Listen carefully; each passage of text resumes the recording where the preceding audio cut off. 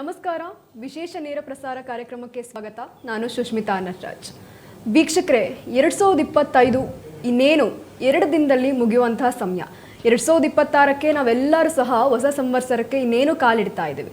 ಇನ್ನು 2025 ಕೊನೆಯಲ್ಲಿ ವರ್ಷಾಂತ್ಯಕ್ಕೆ ಸಾಕಷ್ಟು ಸಮಸ್ಯೆಗಳು, ಅಡೆತಡೆಗಳು ಬಂದೇ ಬರುತ್ತೆ, ಸಾಕಷ್ಟು ಸಮಸ್ಯೆಗಳು ಆಗೇ ಆಗುತ್ತೆ ಅಂತ ಇದಕ್ಕಿಂತ ಮುಂಚೆನೆ ಏನೆಲ್ಲ ಆಗ್ಬೋದು ಅಂತ ಮೊದಲಿಗೆ ಹೇಳಿದಂತಹ ಕ್ರಿಸ್ಟಲ್ ಅಂದರೆ ಮೀತಾ ಅಂದರೆ ಕ್ರಿಸ್ಟಲ್ ಎಂದು ಪ್ರಸಿದ್ಧಿ ಪಡೆದಿರುವಂತಹ, ಕ್ರಿಸ್ಟಲ್ ಜ್ಯೋತಿಷ್ಯದಲ್ಲಿ ಹೆಸರುವಾಸಿ ಪಡೆದಿರುವಂತಹ ಶ್ರೀಮತಿ ಮಿತಾ ಅವರು ನಮ್ಮ ಜೊತೆ ನಮ್ಮ ಕಾರ್ಯಕ್ರಮದಲ್ಲಿದ್ದಾರೆ. ಅವ್ರನ್ನ ಮೊದಲಿಗೆ ಕಾರ್ಯಕ್ರಮಕ್ಕೆ ಬರ್ಮಾಡ್ಕೊಳ್ಳೋಣ. ನಮಸ್ತೆ. ಎಸ್ ಮ್ಯಾಮ್, ಈಗಾಗಲೇ ನೀವು ಸಾಕಷ್ಟು ಬಾರಿ ಹೇಳಿದ್ದೀರಾ, ಡಿಸೆಂಬರ್ ತಿಂಗಳು ಅದರಲ್ಲೂ 2/9/29 ಇಂತಹ ದಿನಾಂಕಗಳಲ್ಲಿ ಸಾಕಷ್ಟು ಸಮಸ್ಯೆಗಳು ಬರುತ್ತೆ. ಡಿಸೆಂಬರ್ ಅಂದ್ರೇ ಸಮಸ್ಯೆ ಆಗುವಂತಹ ಒಂದು ತಿಂಗಳು, ಮತ್ತು ವರ್ಷಾಂತ್ಯಕ್ಕೆ ಸಾಕಷ್ಟು ಸಮಸ್ಯೆಗಳು ಬರುತ್ತೆ ಅಂತ ಈಗಾಗಲೇ ಪ್ರಿಡಿಕ್ಷನ್ ಕೊಟ್ಟಿದ್ರಿ. ಅದಕ್ಕೆ ಉದಾಹರಣೆ ಎಂಬಂತೆ ನಿನ್ನೆ ವಿಶಾಖಪಟ್ಟಣದಲ್ಲಿ ಒಂದು ರೈಲ್ ಆಕ್ಸಿಡೆಂಟ್ ಆಗಿ ಒಬ್ರು ಕೂಡ ತೀರೋಗಿದ್ದಾರೆ. ಇದ್ರ ಬಗ್ಗೆ ನೋಡಿ, 2025 ಅಂದರೆ 25 ಸ್ಟಾರ್ಟ್ ಆಗೋಕೆ ಮುಂಚೆನೇ ಹೇಳಿದೆ, ಇದೇ ಡಿಸೆಂಬರ್ 24 2024ರಲ್ಲಿ ಹೇಳಿದೆ. 2 ಅನ್ನೋ ನಂಬರು, 9 ಅನ್ನೋ ನಂಬರು 2025ಕ್ಕೆ ತುಂಬ ಡೇಂಜರಸ್ ಅಂತ ಹೇಳ್ತಾ ಹೋಗಿದ್ದೆ. ಅದೇ ರೀತಿ ನೋಡಿ, ನಿನ್ನೆ ವರ್ಷದ ಕೊನೆಯ ಒಂದು ತಿಂಗಳಲ್ಲಿ ಕೊನೆಯ ಡೇಟ್ ಕೂಡ ಅದೇ ಆಗಿರುತ್ತೆ. ಅಲ್ಲಿ 2 ಮತ್ತು 9 ಅನ್ನೋ ನಂಬರ್ ಪಾಸ್ ಆಗಿರುತ್ತೆ. ಅಂದರೆ 29ನೇ ತಾರೀಕು ಬೆಳಗ್ಗೆನೇ ಹೇಳಿದ್ದೆ ನಾನು, ಇವತ್ತು ಎಂಥ ಅಹಿತಕರ ಘಟನೆ ಏನು ಬೇಕಾದರೂ ಆಗ್ಬೋದು, ಅದನ್ನು ನಾವು ನೋಡ್ತೀವಿ, ಮಾಧ್ಯಮಗಳಲ್ಲಿ ನೋಡ್ತೀವಿ ಅಂತ. ಅದೇ ರೀತಿ ನಿನ್ನೆ ಒಂದು ಟ್ರೈನ್ ಆಕ್ಸಿಡೆಂಟ್ ಆಗಿದೆ. ಮತ್ತು ನಿನ್ನೆ ಒಬ್ಬರು ಸೀರಿಯಲ್ ನಟಿ ಅವರು ಕೂಡ ಸೂಸೈಡ್ ಮಾಡ್ಕೊಂಡಿದ್ದಾರೆ. ಅವರು ಬಂದು ವೃಶ್ಚಿಕ ರಾಶಿ ಆಗ್ತಾರೆ. ವೃಶ್ಚಿಕ ರಾಶಿಗೆ ನೋಡಿ, ಗುರು ಅಷ್ಟಮ ಸ್ಥಾನದಲ್ಲಿರೋದ್ರಿಂದ ಈ ರೀತಿ, ಮತ್ತು RR ನಗರದಲ್ಲಿರ್ತಾರೆ. ಸೊ ಈ ರೀತಿ ಒಂದು ಇನ್ಸಿಡೆಂಟ್ಗಳು ನಿನ್ನೆ ಕೂಡ 29 ಆಗಿರುತ್ತೆ. ಅದು ಕೂಡ ಮಾಧ್ಯಮಗಳಲ್ಲಿ ಹರಿದಾಡ್ತಾ ಇದೆ. ಹೀಗೆ ಏನಾದರೂ ಒಂದು ನಾವು ಕಣ್ಣಲ್ಲಿ ನೋಡ್ತೀವಿ, ಯಾವುದಾದ್ರೂ ಒಂದು ಘಟನೆ ಆಗುತ್ತೆ ಅಂತ ಹೇಳಿದೆ, ಅದು ಕೂಡ ನಿಜ ಆಯಿತು. ಅದೇ ರೀತಿ ಮುಂದಿನ ವರ್ಷಕ್ಕೆ ಈ 6, 15, 24, ಅದೇ ರೀತಿ 8, 17, 27ನೇ ತಾರೀಕು ಏನು ಬೇಕಾದರೂ ಆಗ್ಬೋದು. ಈ 2026ನೇ ಇಸ್ವಿಗೆ 6 ಮತ್ತು 8 ಅನ್ನೋ ನಂಬರ್ ಡೇಂಜರಸ್ ಆಗಿರುತ್ತೆ. ಈ ಟೈಮು, ಈ ಡೇಟ್ಗಳಲ್ಲಿ, ಈ ತಿಂಗಳಲ್ಲಿ ಕೂಡ ಏನು ಬೇಕಾದರೂ ಆಗ್ಬೋದು. ಅದು ತುಂಬ ದೊಡ್ಡ ಒಂದು ವಿಷಯಗಳಾಗಿ ಮಾಧ್ಯಮಗಳಲ್ಲಿ ಹರಿದಾಡುತ್ತೆ. ಇದು ಮುಂದಿನ ವರ್ಷದ ಒಂದು ಪ್ರಿಡಿಕ್ಷನ್, ನಂಬರು, ಡೇಟು ಅಂತ ಹೇಳಿದಾಗ. ಎಸ್ ಮ್ಯಾಮ್, ಇನ್ನು 29ನೇ ತಾರೀಕು ಅಂದರೆ ನಿನ್ನೆ ಬಗ್ಗೆ ನಾವು ಮಾತಾಡ್ತಾ ಹೋಗಿದ್ವಿ. ಇನ್ನು ಇವತ್ತು 30, ನಾಳೆ 31, ಈ ದಿನಗಳಲ್ಲಿ ಏನಾದರೂ ಆಗ್ಬೋದಾ? ನೋಡಿ, ಸತತವಾಗಿ ಹೇಳ್ತಾ ಬಂದೆ, ಒಂದು ವಾರದಿಂದ ಇದೇ ರೀತಿ ಘಟನೆಗಳಾಗ್ತಾ ಇದೆ. ಅದೇ ರೀತಿ ಇನ್ನೂ ಒಂದು 3-4 ದಿನ ಟೈಮು ತುಂಬ ಬ್ಯಾಡ್ ಆಗಿದೆ. ಅದಕ್ಕೆ ಆ ಟೈಮಿಗೆ ಖಂಡಿತವಾಗ್ಲೂ ಎಲ್ಲರೂ ಕೂಡ ತುಂಬ ಸೇಫ್ಟಿಯಾಗಿರಿ. ಯಾಕಂದರೆ 12 ರಾಶಿಗಳ ಫಲಗಳನ್ನು ನೋಡಿದಾಗ ಯಾವ ಗ್ರಹಗತಿಗಳು ತುಂಬ ಚೆನ್ನಾಗಿಲ್ಲ. ಹಾಗಾಗಿ 30, 31, 32, 30, 31, 1 ಮತ್ತು 2 ಈ 4 ದಿನ ಕೂಡ ತುಂಬ ಕೇರ್ಫುಲ್ ಆಗಿರುತ್ತೆ. ಇಲ್ಲಿ ರಾಶಿ ಬದಲಾವಣೆ ಆಗಿರ್ಬೋದು, ಅಥವಾ ಗ್ರಹಗಳ ಬದಲಾವಣೆ ಆಗಿರ್ಬೋದು, ಅಥವಾ ನಕ್ಷತ್ರಗಳ ಒಂದು ಬದಲಾವಣೆಗಳಾಗಿರ್ಬೋದು, ಇದರಿಂದ ಕೂಡ ತುಂಬ ಕಷ್ಟಕರವಾದ ಒಂದು ದಿನಗಳನ್ನು ನೋಡ್ತಾ ಹೋಗ್ತೀವಿ. ಆದರೂ ಎಲ್ಲ 12 ರಾಶಿಯವರು ಕೂಡ 2026ನ ತುಂಬ ಚೆನ್ನಾಗಿ ಹೊಸದಾಗಿ ಬರಮಾಡಿಕೊಳ್ಳೋಣ. ಆದರೆ ಯಾವುದೇ ಒಂದು ಆಪತ್ತು ಅವಘಡಗಳು ಇಲ್ದಿರ ನಾವು ಅದನ್ನು ಖುಷಿಯಾಗಿ ಆಹ್ವಾನಿಸೋಣ ಅಂತ ಹೇಳ್ತೀನಿ. ಎಸ್ ಮ್ಯಾಮ್, ಇನ್ನು ಕೊನೆ ದಿನಗಳಲ್ಲಿದ್ದೀವಿ. ಈ ತಿಂಗಳು ಅಂದರೆ ಡಿಸೆಂಬರ್ ತಿಂಗಳಲ್ಲಿ ರಾಶಿಗಳಲ್ಲಿ ಭವಿಷ್ಯ ಯಾವ ರೀತಿ ಇರುತ್ತೆ ನನ್ನ ಈಗಾಗಲೇ ನೀವು ಮೊದಲೇ ಒಂದ್ಸಲ ಹೇಳಿದ್ರಿ. ಇನ್ನು 2026ಕ್ಕೆ ಹೊಸ ಸಂವತ್ಸರಕ್ಕೆ ಎಲ್ಲರೂ ಹೊಸದಾಗಿ ಕಾಲಿಡ್ತಾ ಇದ್ದೀವಿ. ಈ ಸಂವತ್ಸರದಲ್ಲಿ 12 ರಾಶಿಗಳ ಫಲಾನುಫಲ ಯಾವ ರೀತಿ ಇರುತ್ತೆ ಅಂತ ನೋಡ್ತಾ ಹೋಗೋದಾದ್ರೆ, ಮೊದಲಿಗೆ ಮೇಷ ರಾಶಿಗೆ 2026 ಯಾವ ರೀತಿ ಇರುತ್ತೆ ನೋಡಿ. ಅದಕ್ಕಿಂತ ಮುಂಚೆ ಈ 2026 ಅಂದರೆ ಫುಲ್ಲು ಈ ಒಂದು ವರ್ಷ ಪೂರ್ತಿ 12 ರಾಶಿಗಳಿಗೆ ಹೇಗಿರುತ್ತೆ ಅಂತ ಹೇಳ್ತಾ ಬರ್ತೇನೆ. ಅದರಲ್ಲಿ ಮೊದಲನೇದಾಗಿ ಈ 1/6/2026 ಅಂದರೆ 1ನೇ ತಾರೀಕು 6ನೇ ತಿಂಗಳಲ್ಲಿ ಗುರುವಿನ ಬದಲಾವಣೆ ಆಗುತ್ತೆ. ಗುರುವಿನ ಬದಲಾವಣೆ ಅಂತಂದರೆ ಮಿಥುನದಿಂದ ಗುರು ಕಟಕ ರಾಶಿಗೆ ಎಂಟರ್ ಆಗ್ತಿರ್ತಾರೆ. ಅದು ಒಂದು ಮುಖ್ಯ. ಯಾಕಂದರೆ ರಾಹು, ಕೇತು, ಗುರುವಿನ ಬದಲಾವಣೆನೇ ತುಂಬ ಮುಖ್ಯ ಆಗಿರುತ್ತೆ. ಶನಿ ಮಾತ್ರ ಮೀನ ರಾಶಿಯಲ್ಲಿ 2 ವರ್ಷ ಹಾಗೆ ಇರ್ತಾರೆ. ಅದೇ ರೀತಿ 2 ಸತಿ ಬದಲಾಯಿಸ್ತಾರೆ ಗುರು. 31/10/2026 10ನೇ ತಿಂಗಳಲ್ಲಿ ಮತ್ತೊಮ್ಮೆ ಗುರು ಕಟಕದಿಂದ ಸಿಂಹ ರಾಶಿಗೆ ಬದಲಾಗ್ತಾರೆ. ಯಾಕಂದರೆ ಗುರುವಿನ ಒಂದು ಅನುಗ್ರಹ, ಗುರು ದೃಷ್ಟಿಗೋಸ್ಕರ ತುಂಬ ಜನ ಕಾಯ್ತಾ ಇರ್ತಾರೆ. ಇದು ಒಂದು ದೊಡ್ಡ ಮಿರಾಕಲ್ ಅಂತ ಹೇಳ್ಬೋದು 2026ರಲ್ಲಿ. ಅದೇ ರೀತಿ 7/12/2026 ಅಂದರೆ ವರ್ಷದ ಕೊನೆಯ ತಿಂಗಳಲ್ಲಿ 7ನೇ ತಾರೀಕಲ್ಲಿ ರಾಹುಕೇತುಗಳ ಬದಲಾವಣೆ ಆಗುತ್ತೆ. ಇದಂತೂ ಒಂದು ದೊಡ್ಡ ಒಂದು ಇನ್ಸಿಡೆಂಟ್ ಅಂತ ಹೇಳ್ಬೋದು. ಈ ರಾಹುಕೇತುಗಳ ಬದಲಾವಣೆಯಿಂದ ಎಷ್ಟೋ ರಾಶಿಗಳಿಗೆ ತುಂಬ ಒಂದು ಒಳ್ಳೆ ಪಾಸಿಟಿವು, ಒಂದು ಶುಭ ಫಲ ಅಶುಭ ಫಲ ಎರಡೂ ಕೂಡ ಆಗ್ತಾ ಇರುತ್ತೆ. ಯಾಕಂದರೆ ರಾಹುಕೇತು ಅಂದ್ರೆ ಎಲ್ಲರೂ ಭಯ ಪಡುವಂಥ ಗ್ರಹಗಳಾಗಿರುತ್ತೆ. ಸೊ ಈ ಗುರು 2 ಸತಿ ಬದಲಾವಣೆ, ರಾಹುಕೇತುಗಳ ಬದಲಾವಣೆ, ಈ ಬದಲಾವಣೆಗಳಿಂದ ಈ 3 ಗ್ರಹಗಳ ಬದಲಾವಣೆಯಿಂದ ಸಾಕಷ್ಟು 12 ರಾಶಿಗಳಲ್ಲಿ ಸಾಕಷ್ಟು ವ್ಯತ್ಯಾಸಗಳಾಗ್ತಾ ಹೋಗ್ತವೆ. ಮೊದಲಿಗೆ ನೀವು ಹೇಳ್ದಂಗೆ ಮೇಷರಾಶಿ. ಸೊ ಮೇಷರಾಶಿ ಅಂತ ಬಂದಾಗ 2026 ಜನವರಿಗೆ ಕಾಲಿಡ್ತಾ ಇದ್ದೀವಿ. ಈ 2026ರಲ್ಲಿ ಆಲ್ರೆಡಿ ಮೇಷರಾಶಿಗೆ ವ್ಯಯಸ್ಥಾನದಲ್ಲಿ ಶನಿ ಇರ್ತಾರೆ. ವ್ಯಯಸ್ಥಾನದಲ್ಲಿ ಶನಿ ಅಂದರೆ ಅವನು 10ನೇವನಾಗಿ 11ನೇವನಾಗಿ ವ್ಯಯಸ್ಥಾನದಲ್ಲಿರೋದು ತುಂಬ ಮಿರಾಕಲ್ ಅಂತ ಹೇಳ್ಬೋದು. ಯಾಕಪ್ಪ ಅಂತಂದರೆ ಮೇಷರಾಶಿಗೆ 10ನೇ ಅಧಿಪತಿ 11ನೇ ಅಧಿಪತಿ ಅಂದರೆ ಕೆಲಸ ಮಾಡುವಂಥ ಜಾಗ, ನಾವು ಏನು ದುಡ್ಡನ್ನು ಇಡ್ತೀವಿ ಆ ಒಂದು ಸುಖ ಸ್ಥಾನ ಏನಿರುತ್ತೆ ಆ ಒಂದು ಜಾಗದಲ್ಲಿ ಇರ್ತಕ್ಕಂಥ ರಾಶಿಯಾಧಿಪತಿ ಅಂದರೆ ಕುಂಭರಾಶಿ ಮತ್ತು ಮಕರ ರಾಶಿಯ ಅಧಿಪತಿ ಶನಿ ಮೀನರಾಶಿಗೆ ಬಂದಾಗಿಂದ ಮೇಷರಾಶಿಯವರ ಟೈಮ್ ಕೆಟ್ಟಿದೆ ಅಂತ. ಅಂದರೆ ವ್ಯಯಸ್ಥಾನ 12ನೇ ಮನೆಯಲ್ಲಿ ವ್ಯಯಭಾವವನ್ನು ಕೊಡ್ತಾ ಹೋಗ್ತಾನೆ ಮತ್ತು ಕಷ್ಟ ನಷ್ಟಗಳನ್ನು ಕೊಡ್ತಾ ಹೋಗ್ತಾನೆ.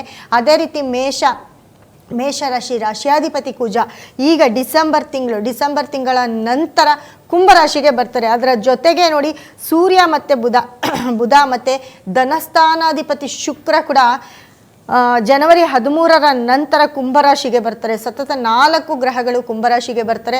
ರಾಶಿಯಾಧಿಪತಿ ಕುಜ ಕೂಡ ಕುಂಭರಾಶಿಗೆ ಬಂದು ಎಲ್ಲೋ ಒಂದು ಕಡೆ ತುಂಬ ಒಳ್ಳೆಯ ರಿಸಲ್ಟನ್ನು ಕೊಡ್ತಾರೆ. ಜನವರಿ 15ರ ಮೇಲೆ ಆಲ್ರೆಡಿ ಇವಾಗ 10ನೇ ಮನೆಯಲ್ಲಿ ಇರೋದ್ರಿಂದ ಈ ಒಂದು ಡಿಸೆಂಬರಲ್ಲೂ ಕೂಡ ಮೇಷರಾಶಿಯವರಿಗೆ ತುಂಬ ಒಳ್ಳೆ ಫಲಗಳನ್ನು ಕೊಡ್ತಾ ಇದ್ದಾರೆ. ಅದೇ ರೀತಿ 10ನೇ ಮನೆಗೆ ಬಂದಾಗ 11ನೇ ಮನೆ 10ನೇ ಮನೆಗೆ ಬಂದ ಕೂಡ ಒಂದು ಒಳ್ಳೆ ರಿಸಲ್ಟನ್ನು ಕೊಡ್ತಾರೆ. ಅದೇ ರೀತಿ ಫೆಬ್ರವರಿ ಮಾರ್ಚ್ವರೆಗೂ ತುಂಬ ಒಳ್ಳೆಯ ರಿಸಲ್ಟನ್ನು ಕೊಡ್ತಾರೆ. ಆದರೆ ಈ ಮಾರ್ಚ್ 13ರ ನಂತರ ಏಪ್ರಿಲ್ 15ರ ತನಕ ಮೇಷರಾಶಿಯವರಿಗೆ ವ್ಯಯಸ್ಥಾನದಲ್ಲಿ ಅಂದರೆ ಶನಿ ಇರ್ತಕ್ಕಂಥ ಮೀನರಾಶಿಯಲ್ಲಿ ಇದೇ ಸೂರ್ಯ ಬುಧ ಶುಕ್ರ ಮತ್ತು ಕುಜ ರಾಶಿಯಾಧಿಪತಿ ಕುಜ ಕೂಡ ವ್ಯಯಸ್ಥಾನಕ್ಕೆ ಬರ್ತಾರೆ. ಇಂಥ ಒಂದು ಟೈಮಲ್ಲಿ ಖಂಡಿತವಾಗ್ಲೂ ಹೇಳ್ತೀನಿ, ಯಾಕಂದರೆ ಸೂರ್ಯ ಮತ್ತು ಶನಿ ಒಂದೇ ಮನೆಯಲ್ಲಿ ಸಂಧಿಸ್ತಾ ಇದ್ದಾರೆ. ಈ ಒಂದು ಮಿರಾಕಲ್ ಈ ಟೈಮಲ್ಲಿ ಮೇಷರಾಶಿಯವರ ಮನೆಯಲ್ಲಿ ಆಕ್ಸಿಡೆಂಟ್ ಆಗಿರ್ಬೋದು, ಅಪಘಾತ ಆಗಿರ್ಬೋದು, ಅಥವಾ ಸಾವು ನೋವುಗಳಾಗಿರ್ಬೋದು, ಪ್ರಾಪರ್ಟಿ ಕೆಲಸವನ್ನು ಕಳ್ಕೊಳ್ಳೋದಾಗಿರ್ಬೋದು, ಫಾರಿನಲ್ಲಿ ಏನಾದರೂ ಜಾಬ್ ಮಾಡ್ತಾಯಿದ್ರೆ ಅವ್ರಿಗೆ ಕೆಲಸದಲ್ಲಿ ಕಿರಿಕಿರಿಯಾಗಿ ಅವರು ಕೂಡ ಕೆಲಸ ಇಲ್ದಿರ ವಾಪಸ್ಸು ಮರಳಿ ಬರೋವಂಥದ್ದಾಗಿರ್ಬೋದು, ಅಥವಾ ಅಲ್ಲೇ ಕಾಂಟ್ರವರ್ಸಿಗಳಾಗಿರ್ಬೋದು, ಈ ಥರ ಸಾಕಷ್ಟು ಪ್ರಾಬ್ಲಮ್ನ ನೋಡ್ತಾ ಹೋಗ್ತೀರಾ ಮಾರ್ಚಿಂದ ಮೇವರೆಗೂ. ಏಪ್ರಿಲ್ ತಿಂಗಳಲ್ಲಿ ತುಂಬ ಕೇರ್ಫುಲ್ ಆಗಿರಬೇಕಾಗುತ್ತೆ ಮೇಷರಾಶಿಯವರು. ಮತ್ತು ಪಿತ್ರಾರ್ಜಿತ ಆಸ್ತಿ, ಅಣ್ಣ ತಮ್ಮಂದಿರ ಹೊಡೆದಾಟ, ಮನೆಯಲ್ಲಿ ಯಾವುದಾದ್ರೂ ಡಾಕ್ಯುಮೆಂಟ್ಸ್ ಆಗಿರ್ಬೋದು ಅಥವಾ ಒಡವೆ ವಸ್ತ್ರ ಆಭರಣಗಳನ್ನ ಕಳವು ಆಗುವಂಥದ್ದಾಗಿರ್ಬೋದು, ಇದೆಲ್ಲವೂ ಕೂಡ ನಡೀತಾ ಹೋಗ್ತವೆ ಮೇಷರಾಶಿಗೆ. ನೀವೇ ಏನಾದರೂ ಕಳ್ಕೊಳ್ಳೋದು, ವ್ಯಕ್ತಿಯನ್ನಾಗಿರ್ಬೋದು, ವ್ಯಕ್ತಿತ್ವವನ್ನಾಗಿರ್ಬೋದು, ಅಥವಾ ವಸ್ತುವನ್ನಾಗಿರ್ಬೋದು, ಏನಾದರೂ ಒಂದನ್ನು ಕಳ್ಕೊಳ್ತೀರಿ ಅಂತ ಹೇಳುತ್ತೆ. ಸೊ ಹಾಗಾಗಿ ಮೇಷರಾಶಿಯವರು ತುಂಬ ಕೇರ್ಫುಲ್ ಆಗಿರಬೇಕಾಗುತ್ತೆ ಈ ಒಂದು ತಿಂಗಳು. ತದನಂತರ ಒಂದು ತಿಂಗಳು ಅಂದರೆ ಮೇಯ ನಂತರ ಮೇಷರಾಶಿಯವರಿಗೆ ನಿಮ್ಮ ಒಂದು ಟೈಮು ತುಂಬ ಚೆನ್ನಾಗಾಗುತ್ತೆ. ಮತ್ತು ಗುರು 3ನೇ ಮನೆಯಲ್ಲಿದ್ದಾರೆ. 3ನೇ ಮನೆಯಿಂದ 6ನೇ ತಿಂಗಳ ನಂತರ ಗುರು ಕೂಡ ಮಿಥುನ ರಾಶಿಯಿಂದ ಕಟಕ ರಾಶಿಗೆ ಬರ್ತಾರೆ. 10ನೇ ತಿಂಗಳ ನಂತರ 10ನೇ ತಿಂಗಳಾದಮೇಲೆ ಕಟಕ ರಾಶಿಯಿಂದ ಸಿಂಹ ರಾಶಿಗೆ ಬರ್ತಾರೆ.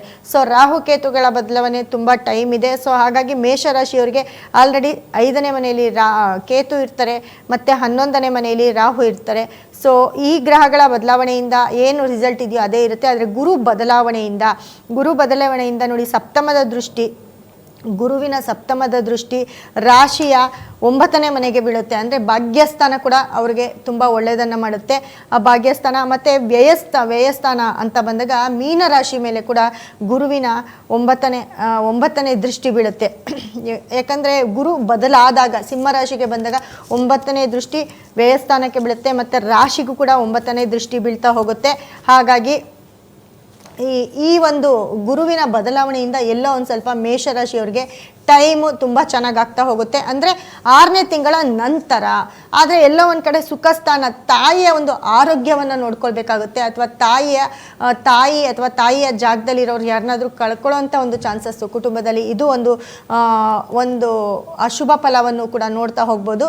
ಜೊತೆಗೆ ನಿಮ್ಮ ಕೆಲಸ ಕಾರ್ಯಗಳೆಲ್ಲ 6ನೇ ತಿಂಗಳ ನಂತರ ತುಂಬ ಚೆನ್ನಾಗಿ ಹಣಕಾಸು ವಿಷಯ ಆಗಿರ್ಬೋದು, ಪ್ರಾಪರ್ಟಿ ವಿಷಯ ಆಗಿರ್ಬೋದು. ಯಾಕಂದರೆ ರಾಶಿಯಾಧಿಪತಿ ಕುಜ ಕೂಡ ಬದಲಾಗ್ತಾ ಹೋಗ್ತಾನೆ, ಹಾಗಾಗಿ ಶುಕ್ರ ಕೂಡ ಬದಲಾಗ್ತಾನೆ. ಸೊ ಇವೆಲ್ಲರ ಬದಲಾವಣೆಯಿಂದ, ಈ 4 ಗ್ರಹಗಳ ಬದಲಾವಣೆಯಿಂದ, ಗುರುವಿನ ಬದಲಾವಣೆಯಿಂದ ಮೇಷರಾಶಿಯವರು ತುಂಬ ಚೆನ್ನಾಗಿ 6ನೇ ತಿಂಗಳ ನಂತರ ನಿಮ್ಮ ಹಣಕಾಸು, ನಿಮ್ಮ ವಿದ್ಯಾಭ್ಯಾಸ ಆಗಿರ್ಬೋದು, ಅಥವಾ ನಿಮ್ಮ ಮನೆಯಲ್ಲಿ ಶುಭ ಕಾರ್ಯಗಳಾಗಿರ್ಬೋದು, ಇವೆಲ್ಲವೂ ನಡೀತಾ ಹೋಗ್ತವೆ. ಆದರೆ ಎಲ್ಲೋ ಒಂದು ಕಡೆ ನೋಡಿ, ನೀವು ಪರಿಹಾರ ಅಂತ ಏನಪ್ಪ ಮಾಡ್ಕೊಳ್ಬೇಕು ಅಂತಂದರೆ, ನಿಮಗೆ ಶುಕ್ರ ಅಂದರೆ ಧನಸ್ಥಾನಾಧಿಪತಿ ಶುಕ್ರನ ಒಂದು ಸ್ಟೋನು ನಮ್ಮಲ್ಲಿ ಸಿಕ್ಕುತ್ತೆ. ಕುಬೇರ, ಲಕ್ಷ್ಮೀ ಕುಬೇರ ಗ್ರಹ ಮತ್ತು ಕುಜಗ್ರಹದ ಒಂದು ಸ್ಟೋನು, ಕುಜನಿಗೆ ಸಂಬಂಧಪಟ್ಟಂಥ ಒಂದು ಸ್ಟೋನನ್ನು ನಿಮ್ಮ ಮನೆಯಲ್ಲಿ ಇಟ್ಕೊಳ್ಳೋದು ಅಥವಾ ನೀವು ಹಾಕೊಳ್ಳೋದು.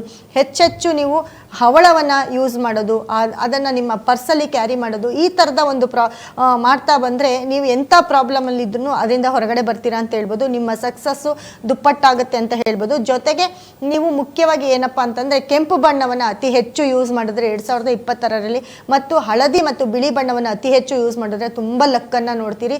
ಮತ್ತು ನೀವು ಫಾಲೋ ಮಾಡಬೇಕಾಗಿರೋ ನಂಬರ್ ಅಂತ ಅಂದರೆ 3 ಅನ್ನೋ ನಂಬರ್ನ ಅತಿ ಹೆಚ್ಚು ಫಾಲೋ ಮಾಡಿ. ಇದು ನಿಮಗೆ ತುಂಬ ಸಾಥನ್ನು ಕೊಡುತ್ತೆ. 3 ಮತ್ತು 9 ಅನ್ನೋ ನಂಬರ್ನ ನೀವು ಫಾಲೋ ಮಾಡಿದ್ರೆ ತುಂಬ ಪಾಸಿಟಿವ್ ಆಗಿರ್ತೀರ.